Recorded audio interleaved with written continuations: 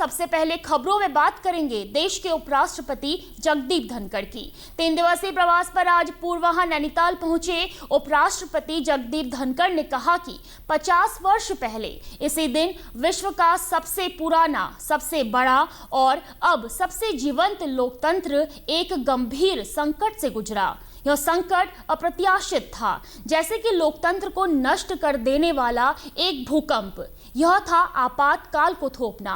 Cabinet को किनारे कर दिया गया था। उच्च न्यायालय के एक प्रतिकूल निर्णय का सामना कर रही उस समय की प्रधानमंत्री ने पूरे राष्ट्र की उपेक्षा कर व्यक्तिगत हित के लिए निर्णय लिया।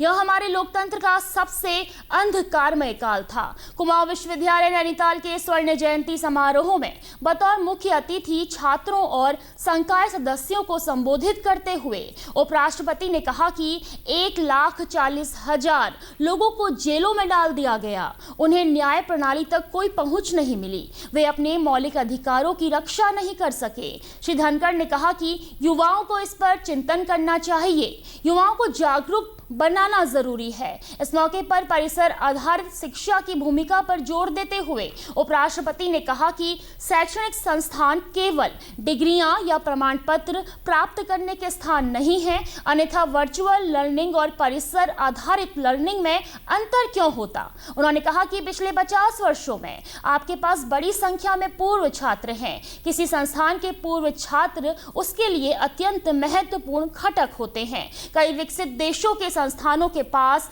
10 अरब डॉलर से अधिक का पूर्व छात्र फंड है। यदि संस्थान के 1 लाख पूर्व छात्र हर साल केवल 10,000 रुपए का भी योगदान करें तो सालाना राशि 100 करोड़ रुपए होगी।